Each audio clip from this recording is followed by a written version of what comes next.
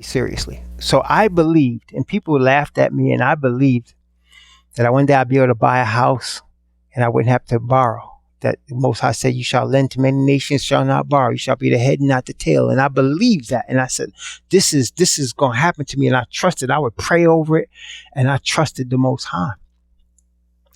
Um, so one day, this is a turning point that year. One day, my wife and I, at the time, we got married in 1984. We were 84. I was 23, and we got married, and we were both very young, and we were in a studio apartment, and we had a son. And man, it was tough. It was tough. When I say it was tough, I'm not talking about financially. We struggled a little bit financially, but it was tough because I was not ready. At least I felt I wasn't ready. And that's another story I could tell another time, how my wife and I met and how we got married. But I wasn't ready to be a husband and a father. Wasn't ready. And man, we had lots of fights and lots of things. The only thing kept me with her was that I truly trusted with all my heart that the Creator brought us together, and I didn't want to disappoint Him. So I stayed with her. She stayed with me the same reason. So at one point, sometimes this tension between us was so thick that I offered. I said, when this was 1987, I said, "Why don't you go visit your mother, in Puerto Rico?" She's Puerto Rican. I said, "Why don't you go visit your mother in Puerto Rico, visit your brother and your family?" And she, at the time, and she still does this from time to time, but because we were fighting and because we had this evil tension between us, anything I suggested, the first answer was no. First answer was no. So she's like, "No, I don't want to go to Puerto Rico." So I said, you could go for a week, just go down there, we can get cheap. No. So then I said, "Okay, then I want to go visit my mother in Los Angeles. You go ahead. You go do that. Okay." So, I did. I went to visit my mother in Los Angeles. And when I was leaving, this is important. At the time, I was going to college full time. My wife was working full time for the city of New York. I was going to college full time, and I had a part-time job delivering the Wall Street Journal. And, I just got paid. And just what I would do is I would keep a little bit of the money aside, just to help us at that end part before my wife got paid. That end part, y'all know what I mean, when there's too much month and not enough money, I try to keep a little bit, aside. So I got paid, and I put $50 in an envelope and put it in my drawer before I left to go to LA. And I went to LA. And then a week later, I came back, got to the airport.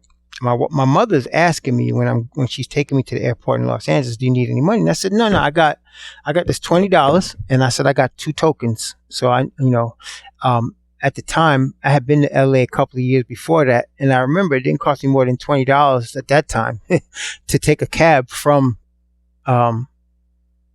LaGuardia Airport to my apartment in New York, in Manhattan. So I had $20 and I had 2 tokens. Little did I know, when I got to New York, I'm in the cab, and the meter's flipping at a rate that I realized it's going to go past $20 pretty quickly. The rates had gone up, and so we get to the apartment, and I owed a man $30. So I gave him the 20, and I said, he was pulled in front of the building, and I said, "Listen, I got to go inside," because I knew I had the $50 in the envelope. So I said, "I got to go inside. I'm going to leave my bags and stuff in the trunk, and I'm going to go inside." And he was kind of distrustful. He was looking at me, obviously, at the side of his face. And he said, and I said, "I'm going to go upstairs, get this $10 and bring it back to you." And he said, "Okay." And he said, "I'm keeping your stuff in the trunk." And it helped that we were in a rent control apartment. But the apartment was in a very, very nice area of Manhattan, someplace we could never afford if it wasn't rent control. So he realized, he thought we must have had money or something. He said, "Okay, I'll wait here for you." So I went upstairs, got in the apartment. My son was not there. My wife was in the shower. And then I went and went into the place, the envelope that I kept the $50. And when I looked in the envelope, there was no money there. So now I'm panicking. And I knock on the bathroom door, and I asked my wife, "Where's the $50? She said, "Oh, I had to use that for food. We ran out of money. See, more month than money. So that's why we had it." So she used it. She said, "I had to use that for food." So now I'm angry. And the reason I was angry is because I had a friend across the street that I knew I could call and borrow $10 from. I also knew it was a Thursday when I came home. I was getting paid that Friday. So I knew I would also have some money that Friday. But I remembered Deuteronomy said, you shall lend to many nations and shall not borrow. You shall be the head, not the tail. You shall be blessed in everything that you do. And I felt like a failure. I felt like I had failed the word of the Most High because he promised this and I was not getting that. I was now going to have to borrow money from my friend and I didn't want to do that. I know it sounds silly, but there's a point you'll be ready to see in a few seconds. We lived on the second floor of the building. I called my friend across the street and I told him my situation and he said, I'm going to send my son. He had a 12-year-old boy. I'm going to send Sean over there with the $10. No problem. I said, I'm going to give you this money back tomorrow. He said, I know you will, man. You're good. There's no problem. So I came down the stairs. I didn't take the elevator. I walked down the stairs from the second floor. And in my building, when you walk down the stairs, the door is to the side of the building, at the end of the hallway. The elevators to the building are in the middle of the hallway by the front doors, if you can picture that. So you walk in the front doors, there's these elevators, and then at each end of the hallway, and it was a long hallway, there's a stairs that leads up. And so I come down the stairs, and at the elevator, there was a tall man standing there. And it was like he was waiting for me. I'll never forget it. He was a dark-skinned brother, tall, over 7 feet tall. He had on, I'll never forget, a sky blue suit, and he had these very dark glasses on. It was summertime. He had these very dark shades on, so I couldn't see his eyes. And as I came down the steps, it was like he was waiting for me because in my mind, I'm thinking, and I was actually out loud saying this, you said I would be the head and not the tail. You said I would be above only and not beneath. You said I would lend and not borrow. And here I am, I'm talking out loud. I'm saying, I got to borrow this $10 from my boy. And I was hurt and angry. And the man was smiling at me. And when I looked up, I realized he was smiling. I caught myself and said, I must be looking like a demon, man. So I smiled quickly. And I smiled back at him. And I'm walking toward him because I got to walk that way to go out the front door and get this man the $10. So as I'm walking toward him, he's standing there smiling, and he's still smiling at me. Now I'm realizing the guy's like looking at me. And he said to me, Brother Todd, he said, he knew my name. He said, how is your wife, Judy? How is your son, Joey? And I looked at him and I'm thinking, he must live in the building and he must know us, but I don't recognize him. He was tall, very tall, man. I looked up at him and I said, they're fine. And I started, and then my attention was turned to the man standing in front of the cab with a very angry look on his face. So I started walking toward the door to let him know that the boy was coming with the $10. And the tall man started walking with me and smiling. Like he had his arm around me almost. And then he got in front of me somehow and he opened the door for me. And then I went through, and then he kind of walked around, and he was very tall, so that the cab was like to his hip. And he walked behind the man with the cab. And I was getting ready to tell the man that the $10 was coming. And the tall man raised his right hand to the sky and he said, Brother Todd, do you need money? He was a tall black man, and his hand had a wad of cash in it. My first thought was to say no, because I knew my boy was coming. I said, well, yes. Something told me to say yes. I said, yes, I need $10. He said, is that all you need? And I said, yes, and I got to pay you this money back. He said, no, don't worry. And he kind of reached his left hand to his right hand. And he pulled off a 10. He gave it to the man. And the man quickly went to the trunk, put my stuff on the sidewalk. And then I saw my boy's son coming to my left. I turned and he's on a skateboard. And I was saying, Sean, you don't have to, it's all right. Tell your father it's all right. And then I turned again and the tall man was gone, disappeared. And I knew then it was an angel. But not only just an angel, a tall, dark-skinned man. And I know angels come in different forms. They could come in different shades or whatever. But I thought that was very significant that he was a tall, dark-skinned man. I don't know what the powder blue suit meant, but he was tall, dark-skinned, and he disappeared. And I realized then that the Most High had heard me trusting in his promise and provided for me. I was overwhelmed at that.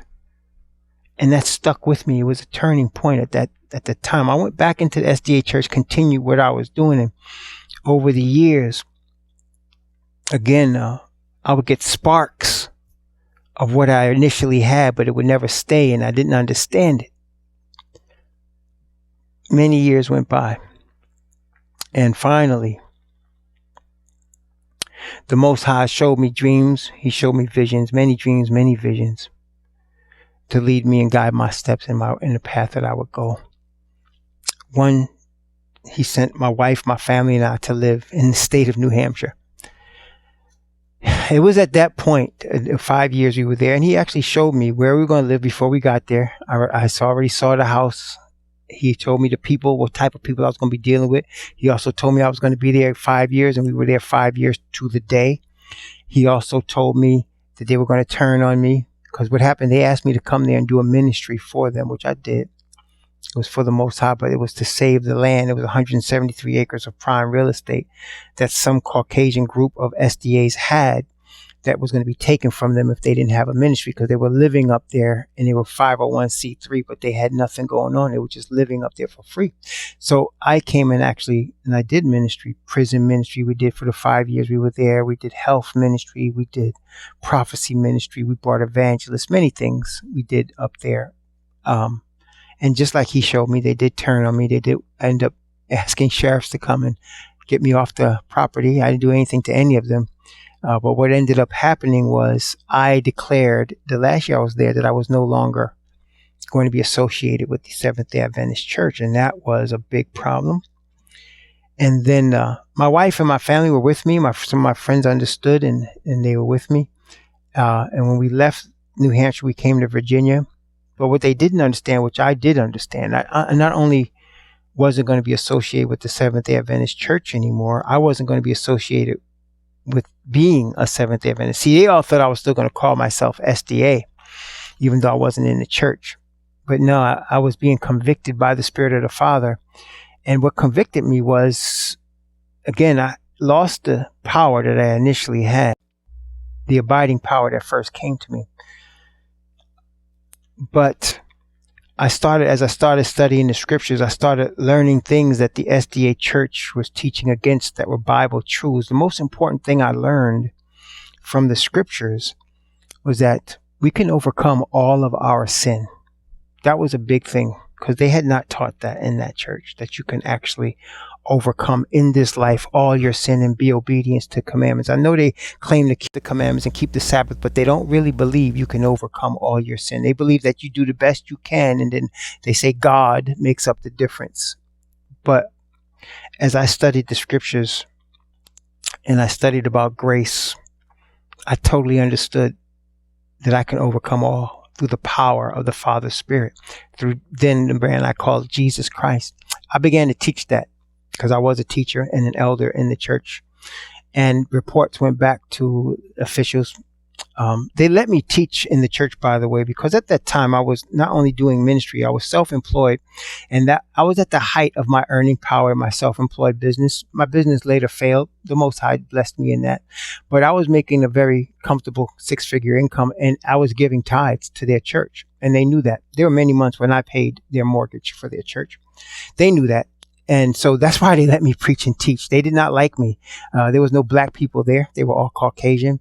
They didn't like that I preached you can overcome all sin, but they let me do it because of the tithes I was given. I actually didn't realize it at that time. Until later I realized it. But at that time, I knew the Most High was using me to give them a final witness, which I did.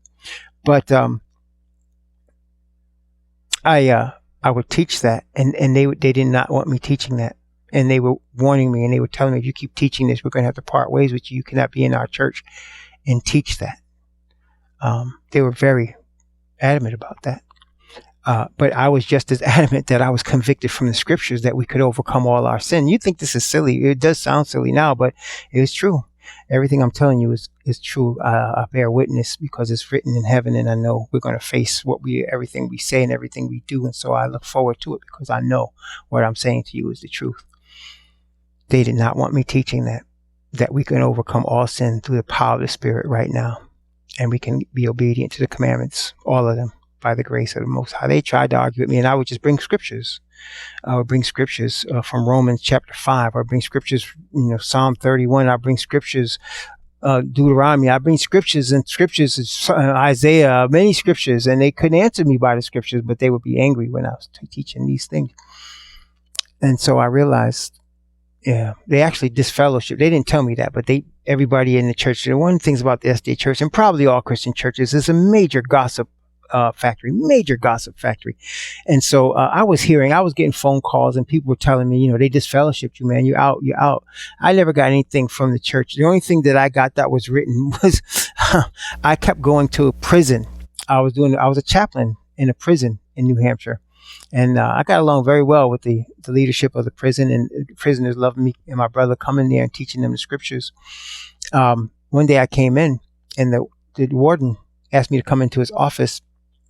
And he said, I don't know what's going on. He said, but I want you to see this. And he pulled out a letter that was from the General Conference of Seventh-day Adventists, which implored him to not allow me to come into the prison. Please don't allow this man to come into the prison. He says he's Seventh-day Adventist, and he's not.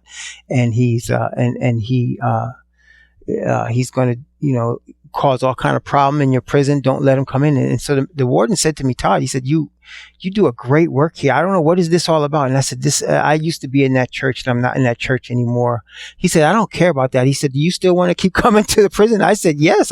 He said, please. I said to him, well, sir, can I have a copy of that letter? Because nobody would believe they actually sent this letter. He says, no, this is prison business. This is prison correspondence. I can't, it's against the rules for you to have a copy. Oh, I wanted to get a copy of that, but he said no. But again, the Most High is my witness. He bears witness, and they did write that letter, and they did send it to him from their conference to try to stop me from going into prison. I continued to go into prison until we ended up leaving New Hampshire. So at that point, I was realizing I was no longer going to be part of the SDA church. Now, understanding that I was, and the truth that I presented in terms of overcoming all sin wasn't the only problem that I had with them. There were many other things that they were going against the Bible. I felt in my conviction, in my conscience. And this is the thing I want to express to everyone.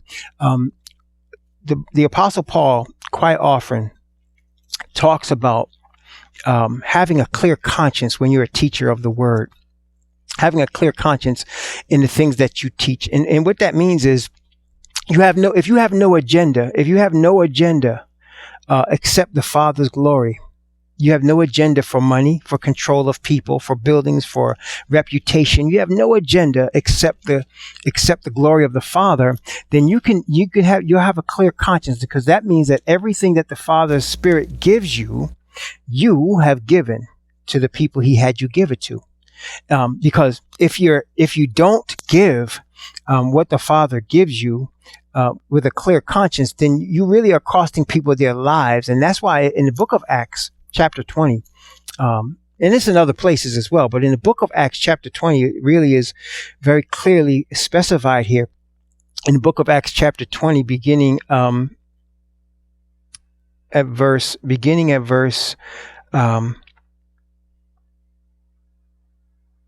should I start? I'm going to start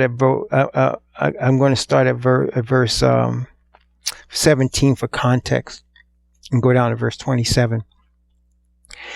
And from Miletus he sent to Ephesus, and called the elders of the church. And when they were come to him, he said unto them, Ye know from the first day that I came into Asia, after what manner I have been with you at all seasons, serving Yahweh with all humility of mind, and with many tears and temptations which befell me by the lying in wait of the Yahudim, and how I kept back nothing that was profitable unto you, but showed you and have taught you publicly and from house to house, testifying both to the Yahudim and also to the Greeks repentance toward Yahweh and faith toward the Master Yahushai, the Messiah. And now behold, I go bound in the Spirit unto Jerusalem, not knowing, the things that shall befall me there, save that the set apart spirit witnesseth in every city, saying that bonds and afflictions abide me. But none of these things move me. Neither count I my life dear unto myself, so that I might finish my course with joy in the ministry which I have received of the Master Yahushua, to testify the gospel of the grace of Yahweh. And now, behold, I know that ye all among whom I have gone preaching the kingdom of Yahweh shall see my face no more. Wherefore I take you to record this day that I am pure from the blood of all men, for I have not shunned to declare unto you all the counsel of Yahweh. Now, I in no ways will ever declare that I've been a perfect servant of the Most High. I've been backslidden. I've chased after money. I've done all of that. But when it comes to his word, I can say with a clear conscience, I've never tried to teach anything from his word but what he convicted me to be the truth. No matter who heard it, no matter who liked it or didn't like it, I've always done that. And so with regard to this thing, I was convicted that there were things that the SDA church was teaching that was not biblical, that was in fact, biblical. And the biggest one was the overcoming of sin. And I say that's the biggest one because when a man can overcome all his sin, the keys of heaven are open to him. I've experienced this for myself. When you realize you can overcome all your sin and that there's nothing that as a Satan could use to hold you, when you realize that, there's a power and a freedom. And that's what brought me back to what I had lost in 82. That knowledge brought me back. That spirit came back to me and I realized what I had lost. I had lost that. And the reason I lost it is because I was in the church. Church didn't teach that, and you cannot be in a church that teaches opposite of what you believe and maintain. You cannot do it. I know people think they can, but you really cannot. And you will not receive all the power that the Creator has in store for you as long as you're in this type of situation and in this type of battle. I started to realize that. And so when they told me I was disfellowship, when people came back and said, you've been disfellowship from the church, it bothered me only because of the fact that the way they did it and how they didn't face me and they couldn't answer me. They did it on a slide and they told everybody but me. And it bothered me because I had, like I said, my family had been SDA for several generations and over 100 years. And here I was being tossed out. But I started praying. I mean, I always prayed during this time, but I continued and I prayed. And the Father Spirit spoke to me. And what he said to me, he said, what and on what teaching and what doctrine, what belief, what power is your salvation based in? And my initial answer to the Father was in the blood of this Jesus Christ, because that's how I knew him at that time. I said, the blood of Jesus Christ alone is my salvation built. And he said, that is true. So why are you concerned with a church denomination? At that moment, I realized. See, there's a scripture that I also trust in very much. I trust in it. And it's guided again. It goes along the theme again with my whole life of guide me, direct my path. And this is in the chapter of Isaiah,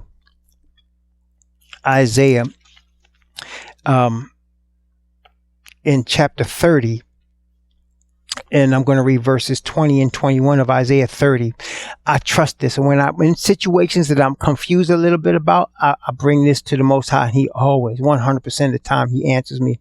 And in the verse says, and though Yahweh give you the bread of adversity and the bread of affliction and the water of affliction, yet shall not thy teachers be removed into a corner any more, but thine eyes shall see thy teachers, and thine ears shall hear a word behind thee saying, this is the way, walk ye in it.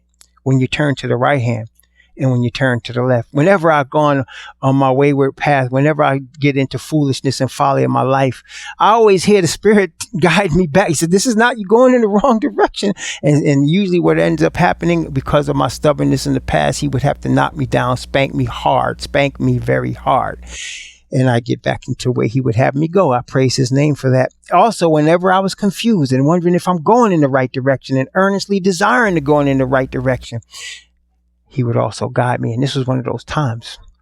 And so he said, this is the way, walk ye in it. He said, you keep that. It's in Christ alone, in the word alone, that your salvation is built. Continue on, walk in that. And so I felt so much power, strength, assurance, all of that. Now I was in my conscience not only realizing I was not going to be in the SDA church anymore, but I wasn't even going to be called an SDA anymore. I still allowed myself to be called a Christian. Didn't know any better. But just the announcement when we relocated from New Hampshire, we relocated to Virginia, and my wife was asking me, so what church are we going to go to? We have to find a church. And I made the announcement to her and my children at the time. I will go with you, because I knew they weren't conscious of what was going on in my head. They weren't conscious of the decisions I made. So I said, I'm going to go with you. I'm going to go with you to a church, but I'm not an SDA. I said, we will go to SDA church. And it was a shock to my entire family. Like I said, I had been a teacher and a preacher in SDA church many years. And it was a shock. I said, I will go with you. But they all, my kids, my children, Daddy, you have to be an SDA. We're all SDA. My wife said, you are SDA. We're all SDA. I says, I'm not going to argue with you. But I made a conscious decision. I'm not going to be a Seventh-day Adventist anymore. I'm going to still be a Christian. I'm going to keep the Bible. I said, but I'm not following that church anymore. So I started taking them to churches. We would visit different churches. And at this time, of course, I would not even want to go into the service. I would let them go into service. I would go. In the Seventh-day Adventist church, they have what they call Sabbath school, which is akin to Sunday school in the Sunday churches, where they have a thing called the quarterly, which is basically churches' teachings, and they have Bible in it, and they have Ellen White's writings in it, and other quotations in it, and they supposedly take a Bible subject matter, and they use all of these other various things to teach you. Which is one of the things that bothered me about the church, because if it's Bible, why can't we stick with the Bible? That's what my thought was, but they did not want to do that. So I would go to their Sabbath school with my Bible. They, of course, offer me to give you their little pamphlet about their little quarterly. But I said, I would ask, what is the subject? Where's your subject coming from? And they would give me the verse. They would give me the scripture, and I would take the scripture and I'd be there. After that, when they had their sermons and services and whatever, I'd go to wherever their fellowship hall was, or their kitchen, and I would sit there and I would just read my Bible. My kids and my wife would be in there. I didn't even want to partake in their services. I didn't even want to be in the building. I just came there because of my family. But after a while, my wife would ask me questions. My children, praise the Most High, asked me questions about how I came to the conclusions I came to. And one of the conclusions I came to was the Bible actually speaks of no Christian denomination. It never did. And I showed them it never spoke of any Christian denomination. The disciples, weren't about a denomination. They were about a nation. And over time, they agree with me. And they say, yeah, Daddy, you're right. But we do want some fellowship, and all we know is SDA Church. So I said, okay, we keep going. I'll take you wherever. They were not satisfied either, none of them, after we started getting into the Word, but we kept going. And at that point, my awakening continued. To the next point was, again, I was back in the book of Deuteronomy, and started to understand. Matter of fact, let me back up for a second. I talked about people and influences in our life. All of us are guided in one way or another. And all of us have influences that come across our path in one way or another. Like I said, I had mentioned earlier, from a young boy, I had asked the Creator to guide me, direct my paths. Not all the people that come into your life understand why they're in your life. Very few of them do, as a matter of fact. But the Creator understands, and He brings people across your path for a reason. One of the people that influenced my life is a man I've never met. I've only seen video of him and read about him. That man was Malcolm X. Malcolm X was a man that even as a young boy, I admired. I admired him greatly. My father one time told me, he said, if you were a teenager, see, I was in the 60s. I was a little boy, grade school boy, 5, 6, 7, 8, 9. My father said, if you were a teenager in the 60s, you would have become part of the Nation of Islam. And I said, you're probably right. I was surprised that he could see that in me, but I definitely admired Malcolm X. I didn't even know what he believed. I didn't understand. I was too young to understand it. But what I did know was that he was sincere. He was fearless, and he was trying to help his people. in a bad, oppressed situation. That drew me to him. And I was very much impressed by him. And then over time, YouTube came out, and I could see YouTube videos. And of course, I love to watch YouTube videos of Malcolm X. And so there was a video, a very short snippet, actually. It was maybe 2-3 minutes long at the most. And maybe you have seen this video. In this video, Malcolm X he just simply asked a question. Who are you? He asked the question. He said, who are you? You might want to look that up. It's on YouTube. He said, who are you?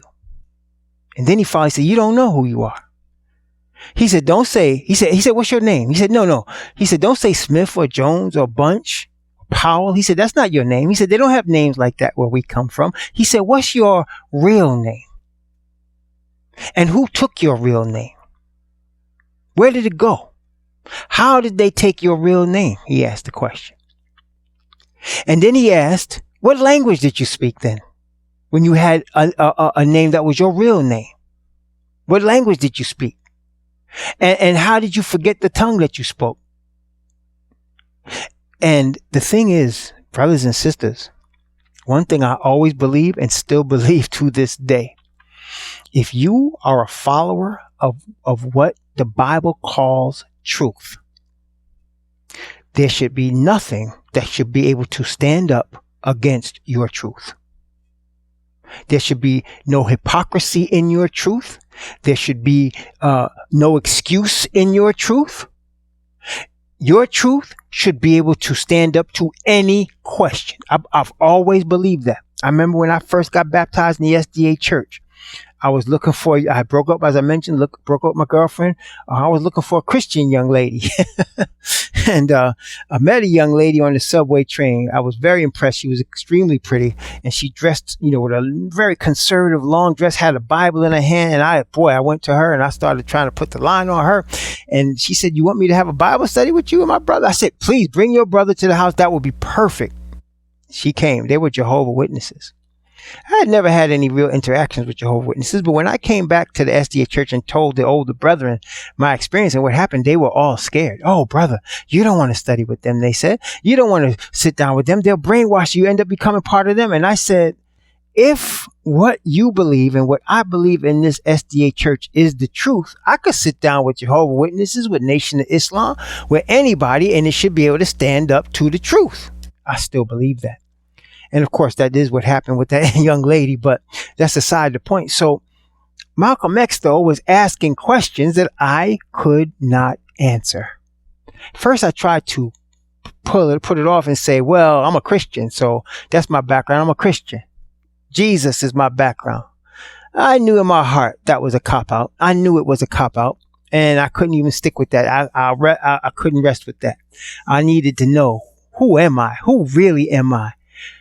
And then I realized, of course, that, in the history books and in the books we were taught in school, our history started with slavery, West Africa being put